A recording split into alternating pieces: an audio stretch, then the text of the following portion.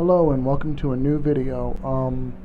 Today I'm going to just do something a little bit different, take a minute to explain something. This right here is going to be a video based on a theory that I had. Thing is, my theory is that whenever you're launching a rocket into space, whenever you go to launch it, it is already, moving at a certain speed whenever it leaves the ground. Like, let's say there's something driving it before the rocket kicks in.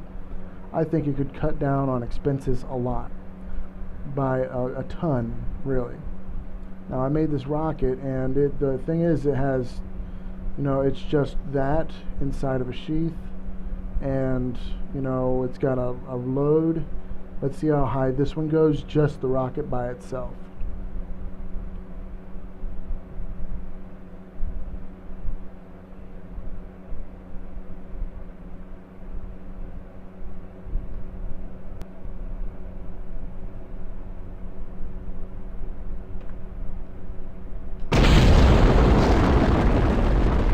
Now you see, in comparison to what I want to do, this right here is static whenever it launches. It's just sitting still, just sitting there. And then you launch it, and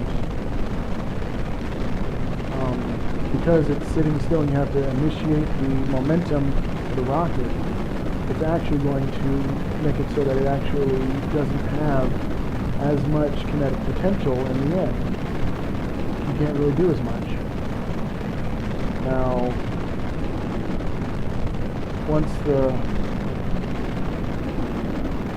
solid fuel has been spent, I'm going to accelerate it until it reaches the apoapsis, which is the highest point that the rocket, will be at.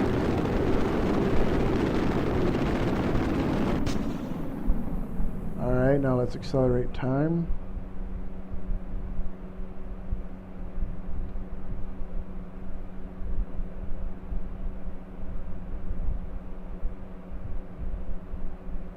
Now, this apoapsis is 360,000 meters.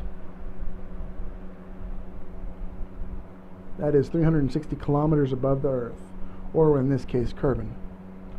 Now, let's revert flight back to the assembly, and let's add what I think will be a very effective method of speeding it up. Where is it? Here we go. Now this pad here will basically represent it being in motion whenever it leaves the ground. And let's see exactly how well that works out.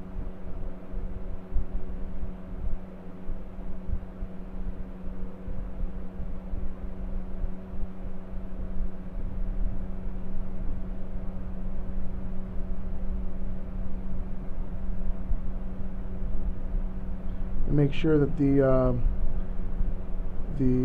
acceleration and the rocket goes off at the same time in order for you to be able to see exactly what I'm talking about.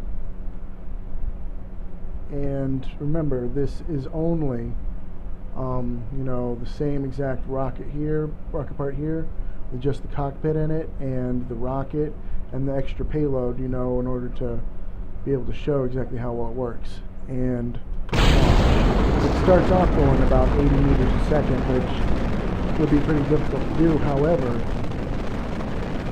we'll see exactly how much difference is whenever it reaches this apoapsis, the very highest point that it can reach.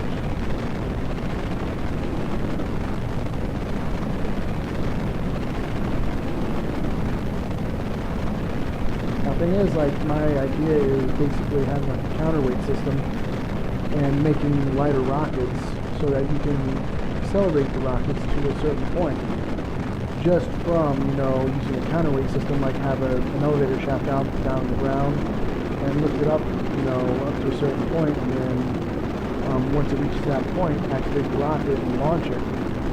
And then that means that whenever it finally, reaches, the fuel is exhausted, it will have gone much further, because at the very beginning of a rocket flight is whenever you have the biggest resistance. You got the Earth's gravity, you got air in your way, like just basically passing through the air. And let's go map and accelerate time.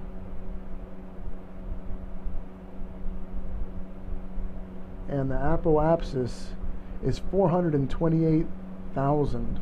That's an additional 100 kilometers difference with the same exact setup, except adding in that extra 86 meters a second, you know, in the beginning. And I think that right there just proves that if it was possible, if they could come up with a machine that would be able to like do the initial acceleration, it would, you know, save NASA tons of money. I mean, they're already doing it to where they can recover the rocket. What if they could actually have the rocket have momentum, kinetic energy, whenever it's first fired? I mean, if they could do that, that right there would, you know, cut back on so much fuel that it needs and make it so that it can do so much more. But anyway, that's just my idea. And if you like my videos, like it. If you want to see more, subscribe. Peace.